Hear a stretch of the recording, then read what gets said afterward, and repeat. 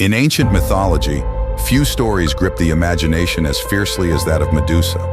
Her tale is one woven from threads of beauty, betrayal, transformation, and vengeance, a narrative as haunting as it is captivating.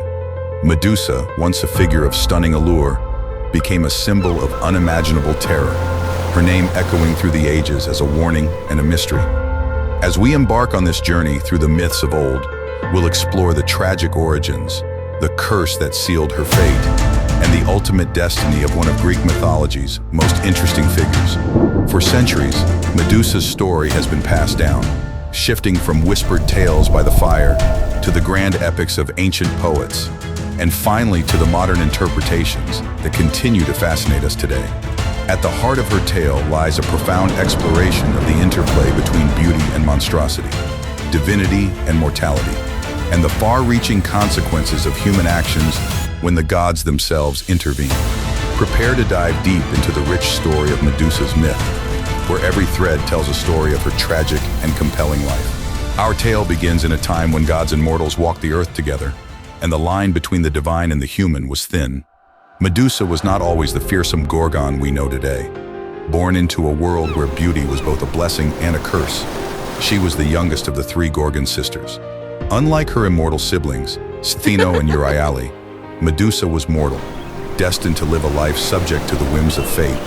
Her beauty was unparalleled, a gift that made her the object of admiration across ancient Greece. Medusa's appearance was nothing short of divine, her hair a cascade of silken locks, her eyes bright with the light of life, and her skin smooth and flawless. But her beauty went beyond the physical. She was virtuous and pure, serving as a devoted priestess in the temple of Athena, the goddess of wisdom and war. In this sacred space, Medusa embodied all that was pure and holy, dedicating herself to the service of the goddess with unwavering faith. But beauty, as Medusa would learn, can be as much a curse as a gift. Her striking appearance caught the eye of Poseidon, the god of the sea, whose desires were as tempestuous as the waves he commanded. Consumed by lust, Poseidon pursued Medusa relentlessly. Despite her attempts to avoid him, she found herself cornered one fateful day within the temple of Athena, a place she had always considered her sanctuary.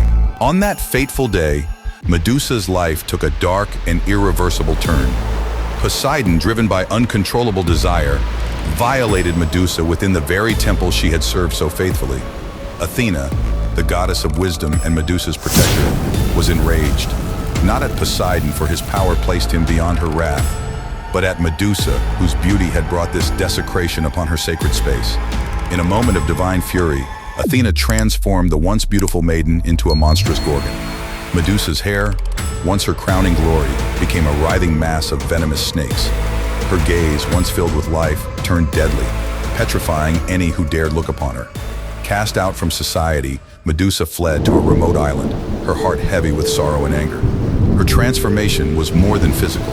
It was a brutal stripping away of her humanity, leaving her isolated and feared. Yet even in her monstrous form, Medusa retained a flicker of the person she once was. She mourned her lost beauty, her stolen life, and the dreams that had been shattered by the cruel whims of the gods. The island that became her home was a place of desolation, where the stones were not merely rocks but the petrified remains of those who had sought her out, some out of curiosity, others with dark intentions, all of whom met the same tragic fate. Medusa's lonely existence was forever altered with the arrival of Perseus, a hero on a fateful mission. Perseus, the son of Zeus and the mortal Danae, had been sent by King Polydectes of Seriphos on an impossible quest to bring back the head of Medusa. The king, eager to rid himself of the young hero, believed this task would be Perseus's undoing. But Perseus was no ordinary mortal. Determined to succeed, he sought the help of the gods. Athena, perhaps feeling a pang of guilt for Medusa's plight, provided him with a polished shield, which would allow him to view Medusa's reflection and avoid her petrifying gaze.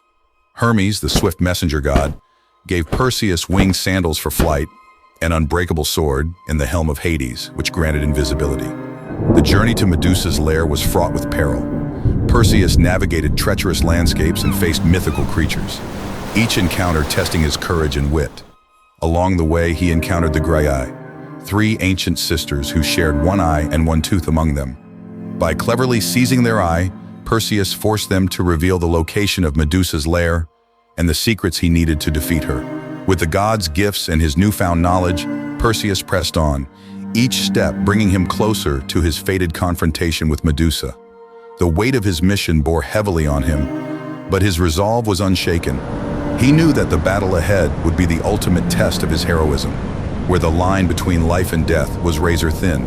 Perseus finally arrived at the edge of the known world, where Medusa's lair awaited, a place of desolation and dread. The island was littered with the stone remnants of those who had fallen victim to Medusa's gaze, their final expressions frozen in terror. Steeling himself for the encounter, Perseus approached the cave where the Gorgon lay. Using Athena's shield as a mirror, Perseus carefully navigated the dark labyrinthine cave, avoiding direct eye contact with Medusa. The Gorgon, unaware of his presence, lay in a deep, troubled sleep, her serpentine hair coiled and hissing softly. With a swift, precise motion, Perseus struck, decapitating Medusa in a single blow, avoiding her deadly gaze. From Medusa's severed neck sprang forth Pegasus, the winged horse, and Chrysaor, a giant wielding a golden sword. Both children of Poseidon and Medusa, born in the moment of her death. The cave echoed with the sounds of their birth, a surreal counterpoint to the stillness that had settled over Medusa's lifeless form.